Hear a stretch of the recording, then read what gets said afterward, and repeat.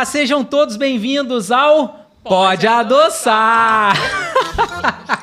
Ficou uma bosta isso, gente. Ficou ótimo. A convidada validou. Esse é o Pode Adoçar, o novo projeto que a gente está lançando agora, um podcast em que a gente vai falar um pouco sobre tudo. Vamos falar sobre carreira profissional, concursos, residências, vamos falar sobre vida. Afinal, tem muita coisa para a gente falar, muito assunto legal para a gente discutir.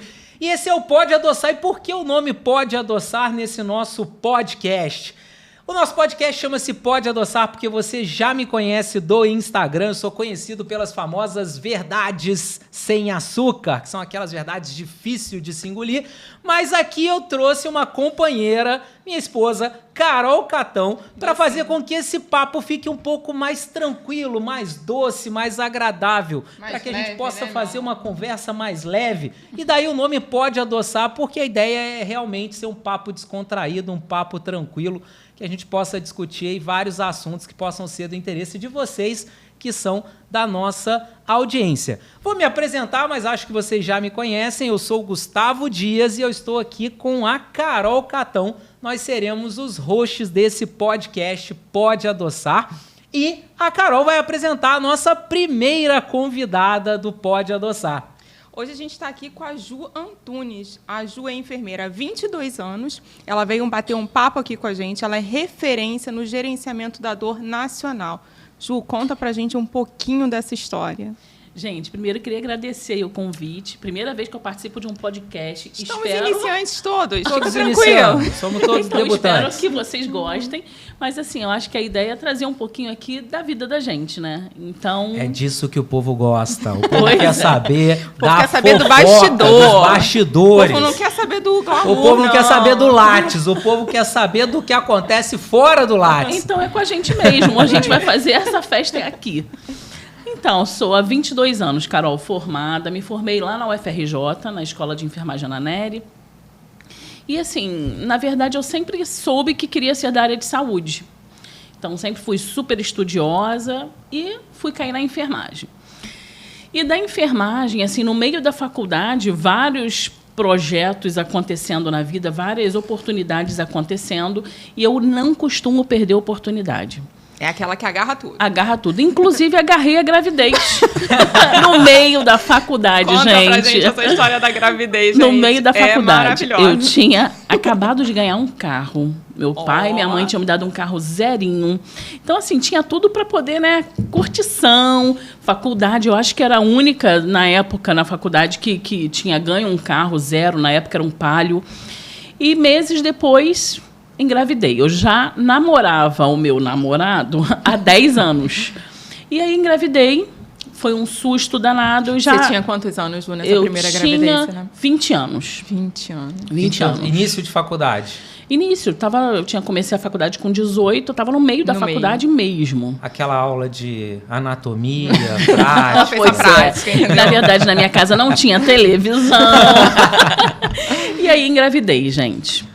E foi um susto muito grande, e a expectativa de todo mundo era o quê? Vai trancar a faculdade, ou então vai ficar reprovada, e muito pelo contrário. Assim, era uma faculdade pública, integral, o tempo inteiro estudando. Eu chegava na faculdade às 7, saía às 5, e durante a gravidez inteira não foi diferente. Então, eu engravidei, se eu não me engano, abril... Não sei fazer, não vou fazer as contas aqui, mas assim, ele nasceu em janeiro. Então, eu passei o ano inteiro, de verdade, estudando. E não teve greve para poder me aliviar. Viu, galera? Não que tá acostumado com a faculdade com greve aí, ó. A realidade dela foi diferente. Quando você precisa da greve, ela não acontece. Não né? aconteceu, assim, não aconteceu. E foi aquela mudança toda, na verdade, saí da casa dos meus pais, fui morar junto com meu namorado e passei a ser casada. Só que assim, eu tinha uma condição financeira bacana e deixei de ter essa condição financeira e começou a ficar mais apertado. Sim. O meu namorado, que era marido agora, uma condição financeira inferior à minha. O que aconteceu? Para não ter que ficar pedindo dinheiro a pai e mãe e tudo, fui vender sanduíche natural. Um maior barrigão, levava aqueles 5 litros ou de suco ou de guaraná natural com o sanduíche natural, para poder tentar ajudar em casa. E levei a gravidez toda assim. Ele nasceu em janeiro, férias, maravilhoso. Fiquei as férias com ele, eram 3 meses de férias, eu só voltava em março. E eu sempre tive muita ajuda na faculdade dos próprios colegas da faculdade, né? Os professores. Nossa, eu lembro que o meu último período foi o seniorato, né? Que eu fiz em psiquiatria. Eu não sei o que aconteceu. Eu não sei porque eu estava com uma proximidade. Exato, eu fui lá para psiquiatria. Conclusão, gente, o meu filho, ele rodou na mão de todos aqueles doidinhos. Todos. E, assim, eu tinha medo da psiquiatria, tá? No início eu também. Eu adorava psiquiatria. Mas eu adorava amei. psiquiatria. Sabe por que eu adorava psiquiatria? Que era o único estágio que a gente ia... Não por isso. Era o único estágio que a gente ia para brincar. Eu ia para jogar sinuca, totó. Para interagir. Então, o meu estágio de psiquiatria foi brincar com os maluquinhos lá e eu adorava brincar com eles. Eu não tinha medo, o pessoal tinha medo, o pessoal corria. Eu super gostei também. Mas eu tive escabiose, pediculose, tive todas as perebas da psiquiatria. Mas eu me dava bem com os doidinhos, não sei por quê. Eu também sempre fui. Aí, ó, esse olhar regalado, Deus me livre, hein? Mas eu também fui super bem aceita no meio desses pacientes. Eles me ajudaram muito, incrível, né? E os colegas de trabalho também. E aí, como eu gosto de muita emoção, né? Se passaram aí 7 meses para eu me formar. O que aconteceu? Quando ele tinha 4 meses, eu engravidei novamente. Com 4 meses. Lembra que eu falei da bem casa que você falou que não tinha televisão, né? Eu achei que era brincadeira. Passou o em casa a gente capricha, entendeu? 4 meses. 4 meses. E aí? E aí eu só fui perceber que eu estava grávida novamente, por quê? Eu comecei a me sentir mal. Eu amamentava ele exclusivamente, ele ia para a faculdade comigo. Acreditou naquela lenda, né? Que a amamentação previne a gravidez, né? Eu nunca tive orientação na faculdade sobre isso. E, na verdade, assim, os 4 meses, aleitamento exclusivo, ele ia para a faculdade comigo e ficava o dia inteiro comigo. E eu engravidei de novo. Gente, que susto. Eu só descobri porque eu comecei a me sentir muito mal durante a amamentação. Ficava enjoada, ficava tonta, me sentindo mesmo prostrada. Fui à minha ginecologista pedir a ela um anticoncepcional 4 meses depois. E aí ela falou assim, Juliane, antes do anticoncepcional... dos meses seguintes, né? Não é do dia seguinte, né? Dos meses seguintes. Antes do anticoncepcional, eu vou te solicitar aí um beta-HCG. Falei, tá, tudo bem. Na época, bem gente, tranquila. Não tinha celular. Então, onde eu morava também não tinha telefone fixo. Eu fui, a minha avó era minha vizinha. Fiz o exame e tal. Fui à casa da minha avó para ligar para o laboratório para poder pegar o exame. Eu jurava que, besteira, nunca vai ser, né? Não é possível. Amamentando exclusivamente. Nem menstruação veio, gente. Não tem como. Liguei para o laboratório, passei aquele númerozinho que tinha lá no registro do protocolo. E aí o cara falou assim, senhora, positivo. Eu falei, não, eu devo ter falado o número errado. Eu falei, moço, o número errado. Aí ele falou assim, senhora, positivo. Na terceira vez ele desligou na minha cara. É sério, gente. E aí eu comecei a rir. Toda vez que eu fico nervosa, eu fico rindo muito. Comecei a rir. Você achou engraçada a introdução do Pode Adoçar. Comecei a rir pra caramba, minha avó sem saber o que fazer. O que você tá rindo assim, garota? Não sei o que lá. E fui pra casa. Quando fui pra casa... Não contou pra avó? Não contei. Pra ninguém. Não tinha condições. Não tinha condições. E aí eu comecei a chorar. Eu falei, meu Deus. Eu de novo. Exatamente. Eu de novo. E assim, gente, faltava muito pouco para me formar. Eu me formava naquele semestre. Falei assim, bem, eu levei o pior e eu vou levar agora. Só que assim, a condição financeira era muito ruim, eu não queria pedir nada para os meus pais. Conclusão, fui contar pro meu marido, ele ficou mudo 2 dias. Mudo. Ele falou assim, puta que pariu, como que a gente vai fazer 2? Meu Deus, tal. E aí eu me restabeleci e, como sempre, aproveitei aquela oportunidade que eu estava tendo ali de dar a volta por cima. E, mais uma vez, fui lá para a faculdade. Ela nasceu em fevereiro, conclusão, não teve também greve. E eu passei aquele período todo. 2 filhos durante uma graduação na Escola de Enfermagem Ana Nery. Isso. Gente, para quem não conhece, a Escola de Enfermagem Ana Nery é super tradicional, super rígida. É uma escola pioneira, né, da Universidade Federal do Rio de Janeiro. Quase que eu usei aquela rede, aquele lacinho. E eu imagino quanto você sofreu com 2 2 gestações durante E, a Gustavo, graduação. assim, nunca fui para uma prova final, sabe? Nunca fui para uma prova final, não tranquei minha faculdade. Então, assim, é importante a gente dizer que é possível, sabe? Mas é possível quando você coloca aquilo ali como uma oportunidade. Sim. Quando você dá leveza àquilo que você está passando. E, assim, foi uma escolha? Não foi uma escolha. Eu tinha informação, mas sabe aquela coisa nunca vai acontecer comigo? É isso. Conclusão, me formei. Eu estava com 4 meses de gravidez. Formou em que ano? Em 2000. No ano 2000. Eu estava com 4 meses de gravidez, o meu filho tinha 7 meses. O mais velho. E aí, para me anunciarem lá, para pegar meu canudinho, eles colocaram: ela foi responsável pela explosão demográfica do Rio de Janeiro. E aí começou lá a tocar a música e veio eu com meu filho no colo para poder pegar aquele colo, diploma. um na barriga. E com outro na barriga. Assim, e foi, assim, maravilhoso, sabe? Porque não acaba por aí, tá, gente? Porque lá em casa a gente tem bastante filho, a gente gosta. E ainda vou contar. E dali começou a minha vida profissional. E a minha vida profissional, ela, assim, nunca foi diferente da minha vida pessoal. Sempre foi bastante agitada. Intensa. Bem intensa, mas sempre teve muita alegria. Eu sou uma pessoa que me considero com muita energia, eu tenho uma energia boa, eu gosto da leveza. E aí começou a minha vida profissional ali, só que eu tinha um neném na barriga, não tinha como arrumar um emprego. Sim. Quando ela nasceu, ele tinha 1 ano. Quando ela nasceu, ele tinha 1 ano certinho. Imagina o caos. Ele em janeiro, ela em fevereiro. Ele dia 3, ela dia 13. Gente, loucura.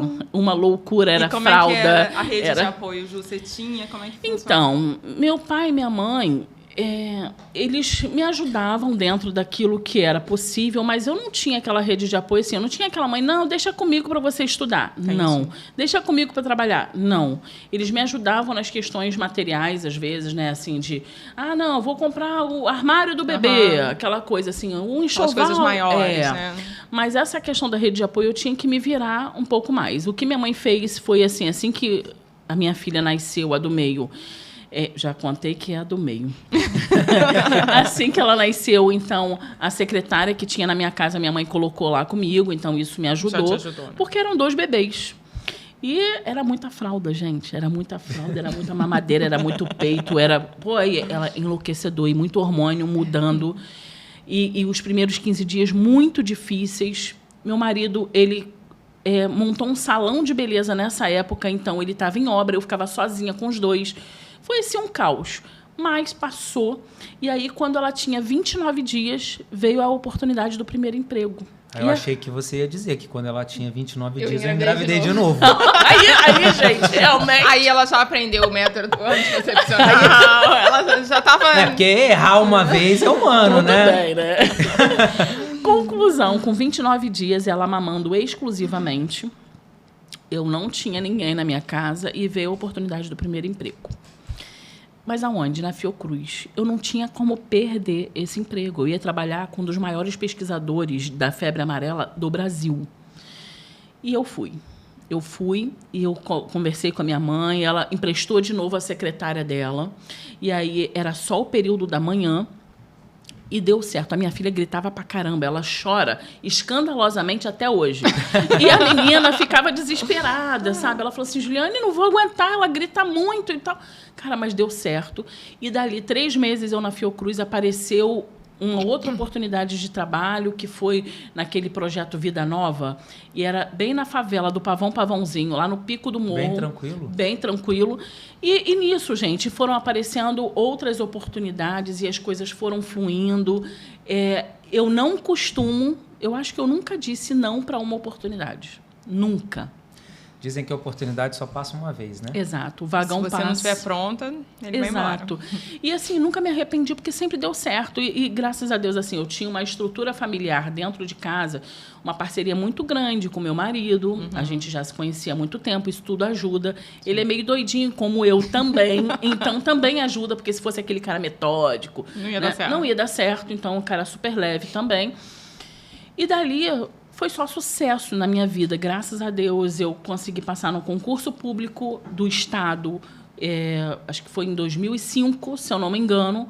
Ou seja, as crianças já estavam ali, um com 5, outro com 6 anos. Bem tranquilo ainda, né? Ainda super tranquilo. Quase não fica doente nessa fase aí. E até lá, e assim, trabalhei SAMU, fui chefe de vigilância em saúde, até lá. E aí, comecei no Azevedo Lima. Quando eu comecei no Azevedo Lima, que era a Secretaria de Estado de Saúde... O Hospital Azevedo Lima, para quem não sabe, é um hospital que fica em Niterói. Em Niterói. Grande emergência. Hospital de emergência porta aberta. Bem tranquilo, né? É quase uma gestação atrás da outra durante a graduação. E o que acontece? Isso eu acho... plantão na emergência do Azevedo Lima equivale a 2 gestações durante a graduação. Com certeza, com certeza. E assim, para quem for aí da área de saúde, a gente sai da faculdade achando que não sabe nada e a gente acha que não sabe nada mesmo. A gente só vai aprender mesmo na prática. E até eu chegar nesse Azevedo Lima, eu só trabalhei na atenção primária. Eu cheguei lá, fui para a maternidade, porque eu tinha muito medo da emergência. Fui para a maternidade. Pegaram porque você já tinha bastante experiência. Bastante experiência. Perguntaram, você tem experiência em quê? Você respondeu, maternidade. Eu tive 2 filhos durante a faculdade. Nessa experiência, aí aproveitei outra oportunidade. Primeiro que a minha chefe da época, ela não tinha a mínima competência para ser chefe daquele setor. E aquilo já começou a me incomodar. Eu sou uma pessoa incomodada, eu questiono muito, eu sou uma pessoa muito crítica. E aí fui convidada, nesse meio tempo, para chefiar 7 municípios do SAMU, da Metropolitana 2, que foi uma experiência maravilhosa. Com isso, fui criando uma bagagem e fui fazendo, dentro da maternidade, grupos de gestantes, dentro da própria maternidade. Fazia ações educativas para aquelas mulheres que estavam internadas, às vezes, ali um mês inteiro. Sim. E comecei a incomodar essa chefe. O que ela fez? Ela me colocou para emergência, onde eu morria de medo. Prego que se destaca, toma martelada. Não é isso? Fui para emergência, aproveitei a oportunidade mais uma vez, só que eu fiz um M muito grande na emergência. Fez o quê? Não, um M. Uma merda. Uma merda. Pode falar. Pode falar. Desculpa aí, pessoal, mas aqui não pode adoçar, é liberado. É liberado, então. De 18 anos. Eu não tinha experiência de emergência, como eu coloquei para vocês. A minha experiência começou na emergência na parte mais de gestão de processos. O que aconteceu? O médico chega para mim, verbalmente, e fala assim, por favor, uma solução de Dolantina, era uma crise renal. Eu fui lá, preparei a solução de Dolantina. Ele pode aplicar. O que eu fiz? Apliquei ela inteirinha, os 20 ml da solução de Dolantina. A paciente começou a sentir falta de ar. Como é? A paciente começou a sentir falta de ar, ter aquelas reações em relação ao medicamento. Os técnicos de enfermagem tinham visto o que eu tinha feito. E ninguém me ajudou. Ninguém falou nada. E aí, ali eu vi que eu estava no meio do vespeiro. E eu precisava dar a volta por cima. Como que eu fiz? Eu tinha que conquistar aquela equipe. Graças a Deus, gente, a paciente ficou, show de bola. Ela ficou bem. Só para garantir a paciente está Só para garantir, não morreu. Entendeu? Foi só um susto. Ela ficou bem, mas eu tinha um outro desafio, que era aquela equipe ali. E naquela equipe ali, eu juntei todas as minhas potencialidades de envolver alguém e fui envolver aquela equipe ali, primeiro, trabalhando junto com ela, segundo, dando comida para ela. Né? A enfermagem você compra com comida. Exato. Esse já é um jargão conhecido em vários lugares. Não estamos falando novidades para ninguém. Quem nunca teve uma equipe difícil e comprou com uma pizza? Exato. E eu fui fazendo isso e a equipe foi sentindo, ela é maneira, tá aqui com a gente. Ela não sabe nada, mas ela é maneira, tá aqui com a gente. E com isso, gente, a chefe da emergência, todo mundo tinha muito medo dela. Eu falei, mais uma que eu vou ter que conquistar, porque senão eu vou ser expulsa dali. O pior lugar era a emergência. Ela ia me jogar para onde? Não tinha mais. Fica, né? E aí, o que eu fiz? Eu tinha que rodar um eletro. Foi a primeira vez que eu rodei um eletro na minha vida. Gente, isso, eu estou falando, eu já tinha 5 anos de formada. Primeira vez que eu rodei um eletro na minha vida. Aquela caneta de antigamente, né? Do eletro. Peguei a caneta, botei no meu bolso. Disfarçadamente, assim... distraidamente, na verdade. E aí ela fez uma reunião no final cadê a caneta do eletro? E não sei o que ela... Eu não tô nem aí pra caneta do eletro. Todo mundo ia ter que fazer vaquinha para pagar a caneta do eletro, não sei o que lá. E aí o técnico de enfermagem, Juliane, olha dentro do teu bolso. Aí eu... Não, isso aqui não é caneta de... É a caneta do eletro, Juliane. Então, assim, mais uma situação que eu passei ali. E ali a equipe viu que, tipo assim, precisava de me ajudar e eu ajudava eles naquilo que eu pudesse ajudar. Conclusão, gente, eu fiquei ali 6 meses com aquela equipe e fui chamada, não sei que loucura é essa que esse pessoal vê, mas fui chamada para ser vice-diretora de enfermagem daquele hospital. E fui eu, assumi a vice-direção de enfermagem daquele hospital. E aí foram surgindo outras confusões na vida, eu assimilando toda a confusão que eu vivia profissionalmente com os meus filhos em casa. Então, assim, Xuxa foi maravilhosa na minha vida, porque eu botava 5 patinhos, foram passear, e eles ficavam ali vidrados. E graças a Deus, gente, assim, hoje estão aí, um com 23, outra com 22. Mas eu tô curioso para saber a história dos Calma. outros. Mas dos outros... Em 2006, lembra que eu falei que em 2005 eu entrei? Em 2006, olha quanto tempo nesse um ano. Em 2006, entrei para o Ministério da Saúde. Aí, quando eu entrei para o Ministério da Saúde, antes de entrar para o Ministério da Saúde, gente, um pouquinho antes, eu engravidei. Em 2005, final de 2000, muito, né? Início de 2006, eu engravidei novamente. De 2000 para 2005 foram 5 anos. Dá para você ter feito outra faculdade sem ter engravidado. Agora, essa assim, olha como é que eu descobri essa gravidez. Eu trabalhava no Azevedo Lima e trabalhava também num posto de saúde, onde eu era chefe de vigilância em saúde. E aí chegou um lote novo do TIG, o exame de teste de gravidez. Aí você pensou, tem muito tempo que eu não faço, eu vou fazer um teste. Eu vou treinar a minha ver se equipe para esse novo lote, porque mudava a coloração e tal. Isso aqui está caindo. Acho que se você quiser tirar, Ju, pode tirar. Não, agora tá de boa, acho que estava muito para trás. Arruma seu cabelo aqui. Porque... Aqui. Não, gente, então não posso ficar feio aqui, não. Foi? E aí, eu fui treinar. Fui lá no banheiro, falei, gente, ó, vou mostrar aqui pra vocês como é que funciona, vou ali fazer xixi rapidinho e volto pra gente testar. Gente, eu usava aquele adesivo Eva. Não era falta de anticoncepcional dessa vez. Não era. Eu não era usava. aleitamento materno exclusivo dessa vez. E não era, eu também não estava amamentando mais.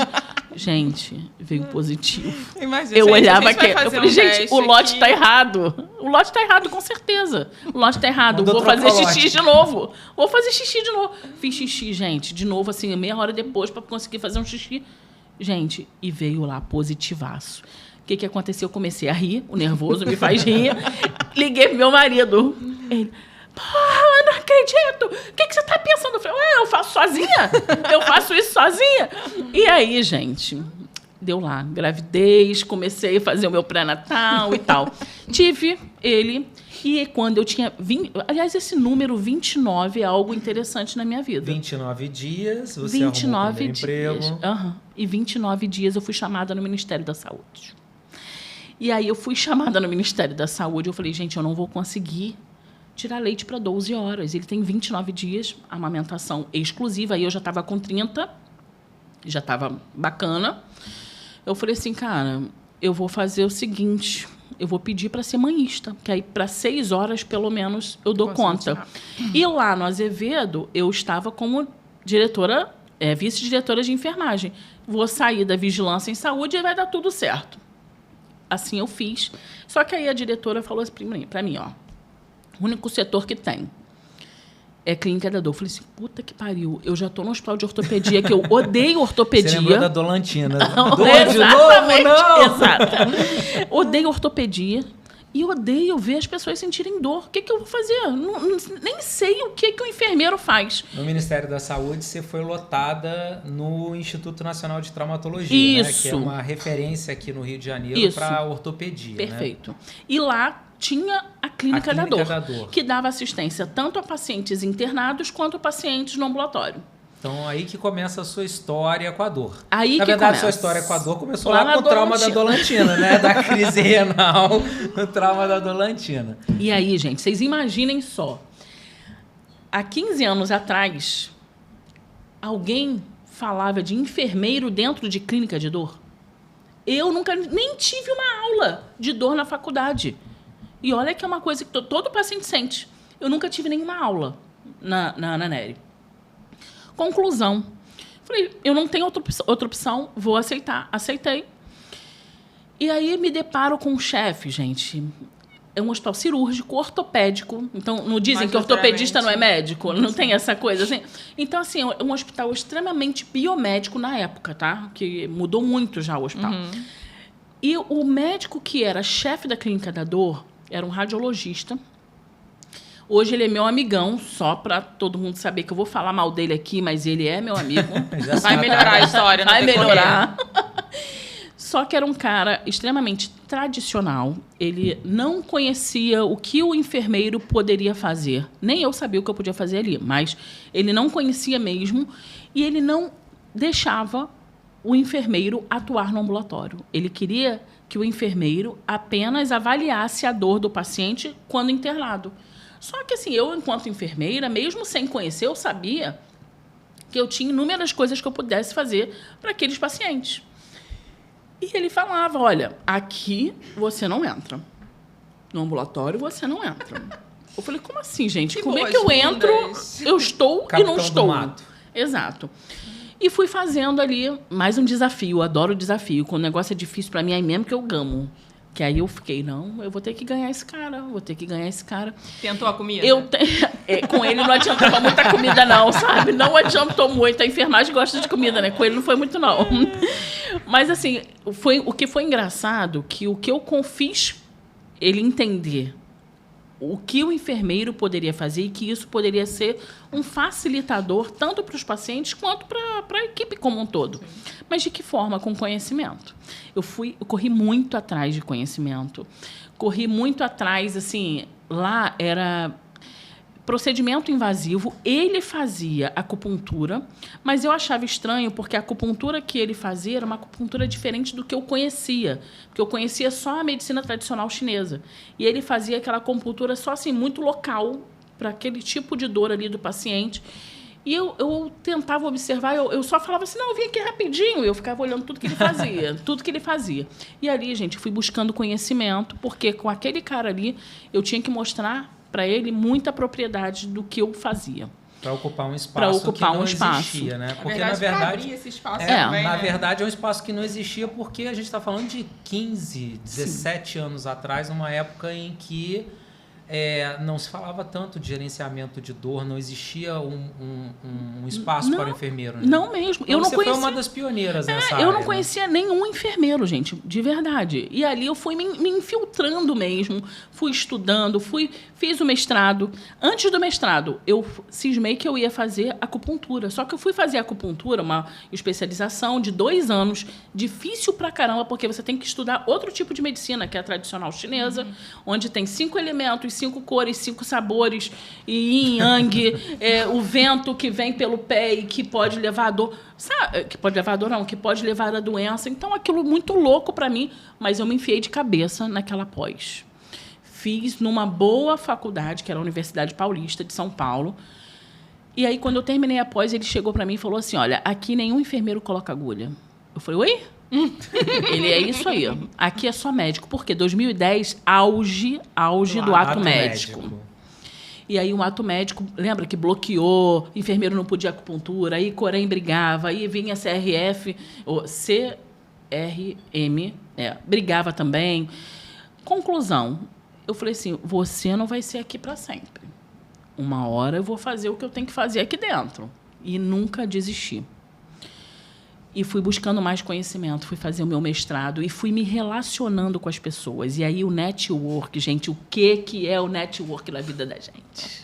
Network abre portas. Abre muitas portas. E aí eu comecei a ir para os congressos, não sabia nada de inglês, e aí o congresso tudo em inglês. E eu tentava... Gente, deu certo. Deu certo, eu fui a vários congressos, conheci muitas pessoas, conheci muitas enfermeiras lá de fora, que lá fora era muito comum essa questão do gerenciamento da dor. E isso de uma forma muito diferenciada daqui. Então, é como se fosse um anestesista aqui, um enfermeiro lá fora, gerente de dor. E tem vários patamares, sabe? Uhum. Vários níveis de ação. E eu falando, gente, eu sabia o tempo inteiro aonde eu queria chegar. Eu cheguei sem saber. Depois que eu conheci, eu vi a potência que aquilo ali tinha, eu comecei a ter um propósito. E quando você tem propósito aliado ao seu posicionamento, você chega. Sim. Não tem jeito, você chega. E foi assim que aconteceu comigo. Eu fiz o meu mestrado, depois eu fui fazer o doutorado, e somente quando eu fui fazer o doutorado é que eu consegui entrar no ambulatório daquela clínica de dor. Somente em 2018, eu entrei lá em 2006. Nossa. Ou seja, você já tinha um tempo 12 anos de formada, né? 12 anos. Já tinha feito acupuntura, já tinha feito mestrado, já estava entrando no doutorado. Eu já tinha 18 anos de formada e 12 anos na 12 clínica da anos dor. na clínica da dor. Na clínica da dor. Entende? É sempre muito difícil você entrar nesse espaço, né? Muitas das vezes as instituições elas têm um espaço ali muito fechado. Sim. E é sempre muito difícil você penetrar esse espaço, né? Muito difícil. E não era uma equipe... tinha 2 médicos na época que eu entrei. Era uma equipe pequena. Era uma equipe bem pequena, tinham 2 médicos, uma enfermeira que entrou meses antes de mim, uma técnica de enfermagem, eu como enfermeira. Só que eu nunca fui passiva, nunca fui. Então, a outra enfermeira era mais tranquila, mais passiva, aceitava mais as situações, eu nunca aceitei. E eu sempre busquei muito. Conclusão, essa outra enfermeira, ela saiu da clínica da dor, ela saiu do instituto, ela não era feliz lá, ela foi buscar o caminho dela. E eu continuei porque eu me encontrei ali no gerenciamento da dor, fui buscando conhecimento, e aí em 2018, com o doutorado, eu falei, a minha pesquisa do doutorado vai ser aqui, nesse ambulatório. Ele estava já querendo se aposentar, mas eu acho que ele só ia sair na expulsória. Ele não ia, se não fosse a pandemia, com certeza, ele só ia sair na expulsória. E eu falei, vai ser a única forma de eu entrar. Porque ele já estava muito mais sensível, a equipe já estava um pouco maior, mas ele dominava, ele centralizava muito as ações ali dentro. E com o doutorado, eu montei um programa que se chama Programa Integrador, que é um programa que oferece o cuidado interprofissional aos pacientes com dor crônica e associado à terapia multimodal. Como isso? Então, o paciente ele teria assistência de 7 meses a 1 ano, mensalmente, com médico, enfermeiro, psicólogo, fisioterapeuta. Deixa eu ver se eu esqueci de mais alguém. Não. E, além disso, além da terapia medicamentosa, teria a questão educativa e teria as práticas integrativas em saúde. Que aí o que me ajudou também, que veio a Política Nacional de Saúde, com as práticas integrativas. Isso reforçou. Em 2020 veio a pandemia, isso em 2018 eu entrando no doutorado. Em 2020 veio a pandemia, eu no auge da coleta de dados, eu falei, que ótimo, obrigada, mais um desafio. O que eu implantei? Teve outro filho. A teleconsulta. Não, chega de filho, gente, chega de filho. Implantei a teleconsulta para esse paciente não ficar sem o acompanhamento, sem assistência, e ele se aposentou. Glória! Ele se aposentou, gente. Ele se aposentou, meu amigão. Ele entendeu a função, o papel que o enfermeiro poderia exercer ali, a potência que o enfermeiro tinha. Literalmente, eu gerencio aquela equipe. Então, se a Clínica da Dor hoje chegou onde chegou, eu não tenho vergonha de falar, eu tenho muito orgulho de falar que 90% foi graças a mim. 10% dele que implantou. Ele abriu o serviço, mas eu não desisti. Você deu continuidade e melhorou. Eu não desisti. Sabe, isso é posicionamento. O tempo inteiro eu tinha propósito, eu sabia onde eu queria chegar. Conclusão dessa história, hoje, antes os pacientes eles eram inseridos no ambulatório, mas eles casavam com a gente. Porque é um paciente com dor crônica é uma doença, não tem cura. A dor vai permanecer a vida toda, mas você tem que ensinar esse paciente a ser maior do que a dor. Não pode deixar essa dor dominar ele. E o meu propósito ali, com o doutorado, era fazer esse paciente entender que a dor dele tinha que ser menor do que ele. E eu consegui isso. Consegui inserindo as práticas integrativas. Hoje eu faço acupuntura nos pacientes. Faço de verdade. Hoje eu consegui... ele todo, não é só no lugar da dor. Todo. E detalhe, gente, eu consegui institucionalizar as práticas integrativas no hospital de ortopedia. No hospital como um todo e não só no seu setor. No hospital como um todo. Hoje ainda está no meu setor por conta da verba, né? A gente precisa começar pequeno, mas a gente já está expandindo para os pacientes internados que são acompanhados pela Clínica da Dor. Então, assim, eu tenho muito orgulho de estar falando isso, e isso vai muito ao encontro desse link, que é o propósito aliado ao posicionamento profissional. Por isso que hoje, no meu Instagram, eu sou mentora, eu sou empreendedora, vocês são meus mentores, me ensinam muito e eu estou lá falando sobre posicionamento profissional. Um orgulho para a gente ter aqui uma mentorada do Impulse falando e contando essa história. Eu vejo, às vezes, muitos profissionais de enfermagem reclamando de falta de espaço, né? Você contando essa história, eu também revivi alguns momentos da minha trajetória profissional em que eu sempre percebi que alguns profissionais de enfermagem conseguem ocupar um espaço, conseguem se posicionar e invadir, lutar pelo espaço, e outros profissionais preferem se acomodar àquela situação e simplesmente reclamar. A enfermagem não tem autonomia, a enfermagem não tem espaço, no hospital quem manda é o médico. E a gente vê como um profissional que se posiciona, um profissional que não desiste, que não deixa a oportunidade passar, um profissional que tem coragem, proatividade. Consistência também, né? De continuar nesse movimento. Ela resiliência, consistência. 12 anos de batalha para conseguir ocupar um espaço, né? E algumas pessoas poderiam falar, é um absurdo a gente ter que batalhar tanto para conseguir algo que já era nosso. Exato. Só que isso você tem não é meu papel, opções, eu não vou fazer. Você tem duas opções, ou você vai lutar pelo espaço que já está posto, né?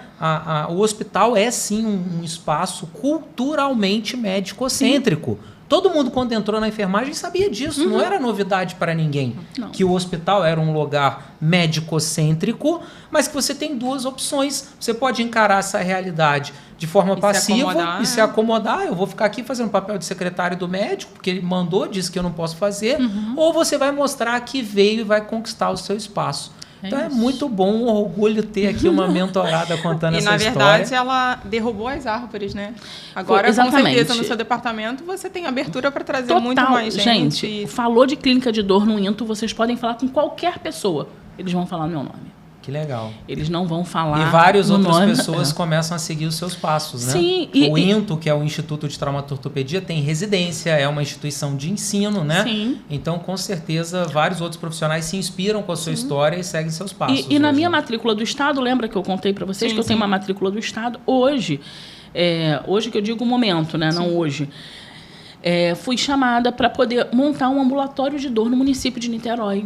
Então, é só acreditar, é só viver o processo. Você vivendo todo o processo de maneira leve, tentando entender o que aquilo ali tá te remetendo a quê, tá te trazendo a quê, tá te desafiando por quê. Eu ia te perguntar qual é o recado que você daria, qual é a mensagem que você passaria para quem está vivendo essas dificuldades no início da carreira, de entrar numa instituição nova, de entrar numa equipe que tem uma resistência a pessoas novas, nesse embate, a querer ocupar um espaço. E o que você teria para dizer para essas pessoas com essa sua experiência? Saiba onde você quer chegar. Se você souber onde você quer chegar, você vai chegar. O problema é que a gente, às vezes, se sente tão perdido e a gente só quer, mas a gente não sabe o que a gente quer. A gente quer. E a gente quer fazer tudo e não faz nada. E a gente não tem ali um foco, a gente não tem propósito, a gente não sabe onde a gente quer chegar. É o que a gente fala muito da obesidade, né? Hoje a gente tem vários pontos de informação. Sim. E aí você quer pegar um pouquinho daqui, quer pegar um pouquinho dali, e no final você acaba que você não faz nada, você só vai ficar só absorvendo, e aí, botar em prática. E né? Você sabe que então, você quando falou... você tem um propósito, você consegue... E assim, é importante a gente sair assim, da nossa zona de conforto, sair da nossa caixinha, porque quando a gente é muito acadêmico, eu sou muito acadêmico, o Gustavo sabe disso, e um desafio muito grande para mim, quando eu tive que virar, não, porque eu virei por uma decisão. Sim. Que eu queria virar, mas assim, virar a chave para o empreendedorismo foi algo libertador. Porque você sai da sua zona de conforto e você começa a perceber que o mundo é muito maior do que você imagina. Você sabe que eu escutei uma história esses dias numa palestra e eu acho que ela cabe bem para o que você está falando, né? Foram quantos anos de enfermagem assistencial até você encontrar um empreendedorismo? Foram, ano passado, 21. 21 anos, né? Mais de 20 anos de assistência hospitalar, né? E a história que eu escutei foi a seguinte... o peixe, ele não sabe o que é água. O peixe vive na água, ele não sabe o que é água. Agora, se você tira o peixe da água, ele vai saber o que é água, porque ele só vai perceber que existia algo onde ele vivia, que era água, quando ele está fora da água. Perfeito. E aí, quando você está fora da água, é extremamente desconfortável. Você começa a se debater, você começa a ter falta de ar, você começa a ter dificuldade para se adaptar, porque é um mundo que você não conhecia. Sim. O peixe só conhece a água até você tirar ele da água. Agora, se você tira ele da água e coloca ele de volta para a água, aí ele descobre o que é água. Ele só consegue descobrir o que é água quando você tira ele da água e mostra que existe um mundo diferente. Aquele peixe que saiu da água e volta para a água, ele nunca mais vai ser o mesmo, porque ele conheceu um mundo que os outros peixes que vivem só na água não conhecem. É isso. Eu vivi isso, né? A minha trajetória também muito hospitalar, né? Tive um período da minha carreira exclusivamente na docência, mas boa parte da minha trajetória aí nesses 25 anos de enfermagem foram na assistência, né? Até conhecer um mundo do empreendedorismo, que é um mundo completamente novo, uma realidade completamente nova, e é literalmente como se você fosse um peixe fora d'água quando você entra nesse mundo. Né? É exatamente assim. E digo assim, por que eu cheguei onde eu cheguei, e eu vejo que os meus pares, às vezes, não conseguem enxergar o que eu estou enxergando. Eu faço um link aí com a leveza que eu levo às situações, sabe? Então, assim, e saber o que eu quero para minha vida. Eu não tenho... Eu deveria até ter um pouquinho de medo, eu não tenho medo. Então, assim, quando vocês me convidaram, eu não sabia nem quem era. Topo. Topo. Por quê? Primeiro medo tem, mas vai com medo mesmo, vai né? com medo. Entende? Mas, assim, eu tenho muito pouco medo das coisas. Então, eu gosto de desafio. E, assim, a minha vida inteira foi de muitos desafios. A gente percebeu. Ficou claro pra vocês, né, gente? E é isso, gente. O negócio é acreditar, é ser leve. A vida é para ser vivida de verdade. É para ser... Intensamente, né? É para ser só alegre. Uma vez, né? Exato, né? É claro que a gente vai ter momentos tristes e tudo, mas a gente tem que tirar proveito das situações. Só se vive uma vez, né? É. Agora fala um pouquinho pra gente sobre a sua trajetória no empreendedorismo, esse mundo novo, quando você saiu da água e foi para fora da água e descobriu que o mundo aqui é diferente. Pois é. É um outro desafio à parte, né? E digo pra você, Gustavo, dói, hein? Dói. Dói. Crescer dói, gente. A gente vive a dor do crescimento 24 horas por dia. Em cada momento da nossa vida, a gente E tem um você sai crescimento muito da diferente. sua zona de conforto. Então, assim, eu saio do gerenciamento da dor que eu domino completamente e vou para um meio que eu não domino nada. Que tem pessoas E que quando você aprender, já tem uma coisa nova. Já tem uma coisa nova. Que você precisa e o se adaptar. vocabulário, gente, o vocabulário, eu ia no vocabulário, quando eu comecei a entender o vocabulário para fazer link com as coisas, o pessoal já estava mais à frente. Eu falei, meu Deus, aí o que eu fiz? Obesidade mental. Comecei a buscar muita informação perdida. Sim. Eu sabia que eu queria chegar ali, mas eu não estava curtindo o processo. Conclusão. E detalhe, Gerou medo de errar. ansiedade, né? Medo de errar, sabe? Então, assim, foi um grande desafio. Hoje, eu me sinto mais leve para isso. Se passaram aí 7 meses da mentoria, cara, foi assim... Foi mais que uma faculdade para mim, sabe? 7 assim, meses de em vivência. 7 meses. Porque eu vivi intensamente esses 7 meses. Intensamente. Poderia mais? Poderia muito mais, mas eu tenho outras coisas. Eu tenho Sim. trabalho, tenho família. E lá em casa todo mundo reclama, tá, gente? Ó, o celular o tempo todo. Mãe, de novo. Tira uma fotinha aqui, tira uma fotinha aqui. Todo mundo reclama. Então, você ter que conciliar é algo difícil. Mas se eu pudesse, eu ficava aqui o tempo todo. 3 filhos, né? 3 filhos. Ainda bem Esse que agora tá de encerrou- 15 anos, encerrou, gente. né? Agora, eu não liguei. Mentira. Eu Gente, não acabou aquela vez. liguei. Gente, eu fiz um teste. Mas meu marido fez vasectomia e eu grávida, porque senão... Quantos anos? Os O quê? filhos? 23, 22 e 15. Tem 34 anos que eu tô 2 com meu meninos marido. e uma menina? 34 anos. 34 anos. 34 Que maravilha. Anos. Será que eu dou conta de aguentar Carol Dá. com 34 anos? Me ensina A gente tá com depois. uns 10 aí, o negócio tá... Foi a meu gente primeiro arranha. namorado com 14 anos. É. Hoje em dia isso é raridade, É, né? A gente raridade. não vê mais. 3 filhos a gente já tem também, né? Então Separado. falta só 34 A anos. gente só juntou. Falta só 24. Ah, tá É fácil. isso aí. Tá fácil. 24 vocês têm? A gente Nós tem tem 10 anos. 10? Vamos Ah, fazer tá. 10. Entendi. Ah, faltam 24 Faltam pra chegar, 24 entendi. pra chegar Aham. nesse nível dos 34 entendi. com 3 filhos. Mas, né? cara, é maravilhoso quando você tem parceria, né? Você tem cúmplice ali. Não, vai, se der errado, eu tô aqui. Ele também, A gente vai, tem se der muito errado, disso. aqui. Isso Pois é uma coisa que a gente tem muito forte. Mas arranha, né, amor? Ah, mas Não, é enguiçado. lógico, E ele somos seres também é humanos. empreendedor, porque você Ele falou é. que ele abriu um salão de beleza. Ele tem um salão de beleza Ah, e tem há até hoje. anos, ele tem, e também trabalha, não sei se vocês conhecem, assim, banheiro químico de luxo. Aquele Tem banheiro ar-condicionado. Sim, sim, espelho. Espelho, ar-condicionado. Sei, Alguns Ele eventos tem uma parece empresa. Que é tipo um né? container, Isso, é tipo um sim. container. Ah, legal. Ele tem uma empresa desses Chique, banheiros hein? também. É. Maravilha. Biscoito fino.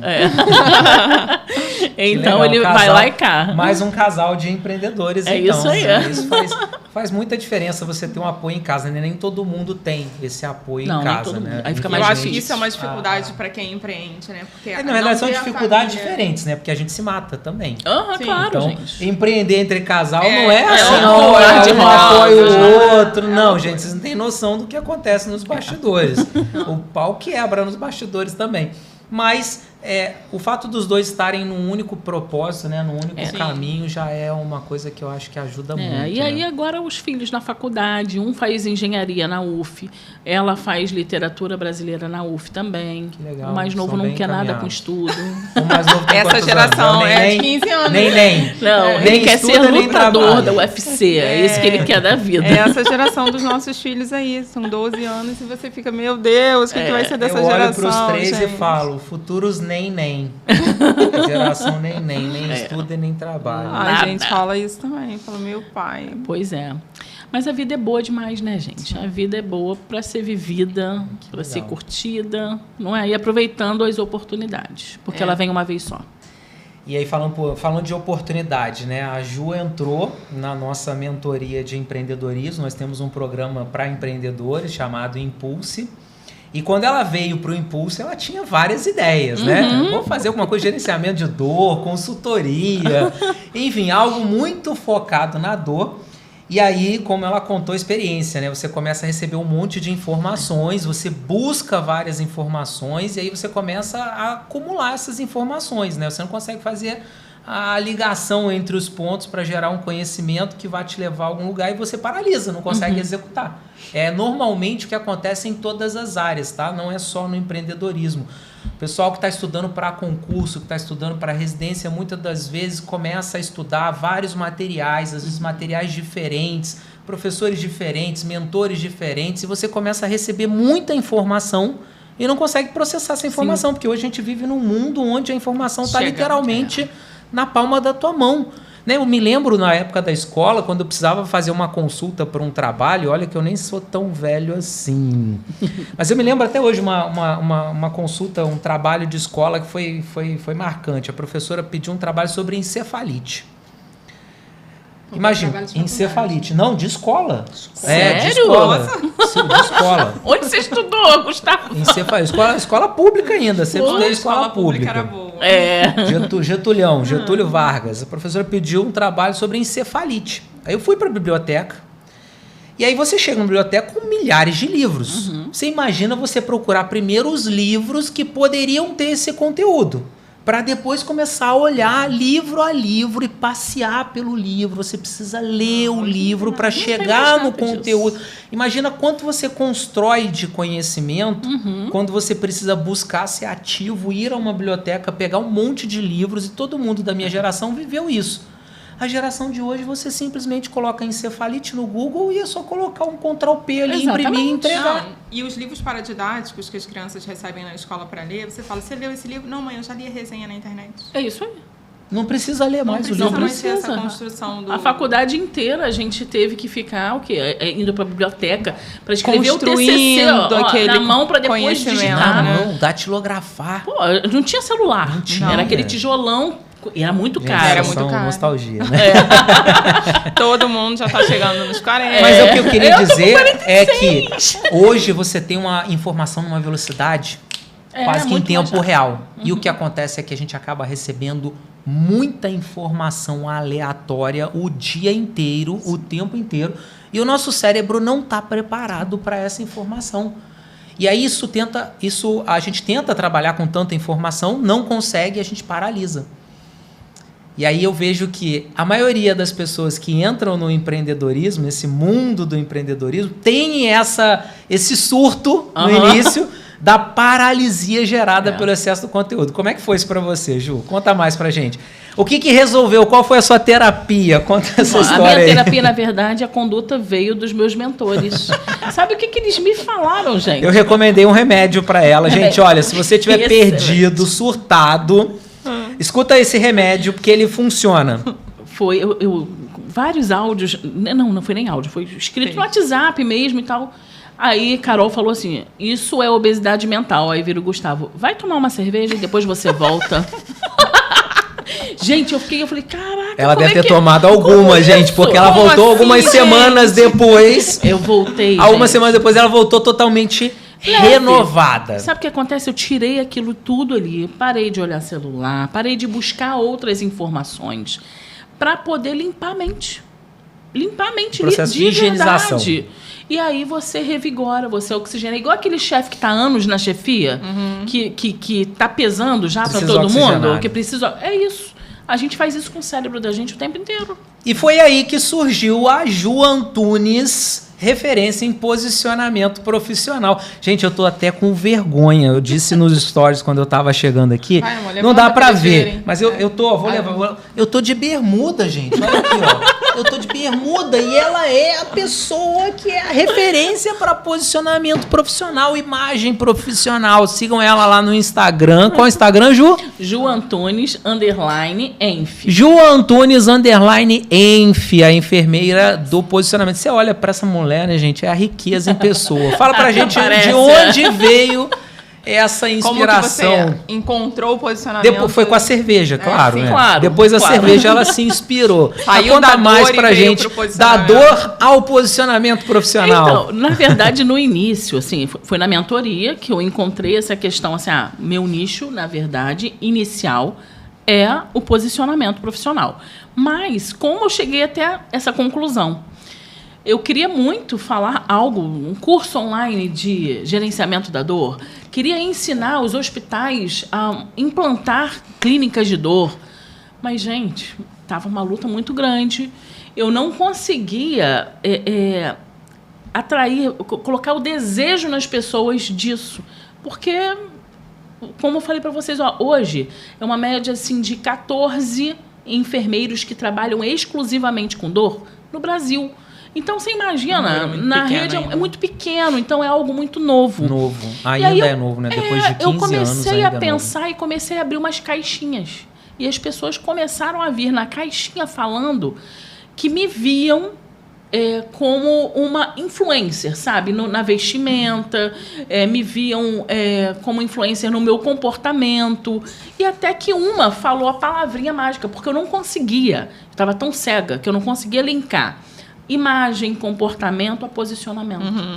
Aí até que uma veio e falou assim, Juliane, se eu fosse você, eu falava sobre posicionamento. A enfermagem precisa muito disso. A enfermagem precisa saber se comportar, se vestir. Um monte de gente arrasta chinelo por aí, né, gente? Vamos combinar. E isso influencia, né? Na minha opinião, muito. Esse posicionamento influencia muito. Provavelmente os espaços que você ocupou, conquistou nessa sua jornada. Foi por conta do meu posicionamento. Foi por conta do seu posicionamento, da forma como você... E posicionamento não é só a roupa que você veste, né? Posicionamento é muito além da roupa que você veste. A sua atitude, né? A forma como você, literalmente, a sua postura corporal já diz muito sobre você, né? Pois é. E aí eu fui linkar, falei assim, gente, eu só cheguei no gerenciamento da dor, onde eu cheguei, por conta do meu posicionamento. Eu falei assim, então tá aí. Vou começar a falar sobre posicionamento. E deu certo, gente. Tá dando certo. Que legal. Conta a história do congresso. Gente, ela foi num congresso, acho que foi ali também um start para essa descoberta, né? Foram vários congressos. Não, o congresso que você foi, que o pessoal depois ficou perguntando sobre a sua roupa, de onde quanto custa esse óculos, eu também quero, me ensina aí, dá uma dica aí. Em 2021, eu fui chamada para o Congresso Internacional de Artroplastia para palestrar. E chegando lá, eu falei assim, gente, um congresso, nunca que os ortopedistas chamaram a enfermagem. Foi a primeira vez. Vou ter que ir. Eu falei, eu tenho que ir daquele jeito, né, meu amor? Daquele jeito. Então fui, No salto, comprei uma literalmente. roupa, um terninho todo de linho, lindo. E, gente, muito engraçado, porque assim, eu vou pra... Não é só impactar outras pessoas, mas é porque eu gosto. Sim. E aí as pessoas começaram, da onde você comprou, Juliane? Não sei o que lá. E na roupa que eu fui no dia seguinte, as pessoas, gente, adorei, onde você comprou esse seu óculos? Isso, outros palestrantes, o coordenador, o ortopedista, que era o chefe da SBOT na época, veio falando, gente, mas você tá bonita. De onde é esse óculos? Era um óculos laranja e azul. Onde eu compro pra mim um desses. Que é?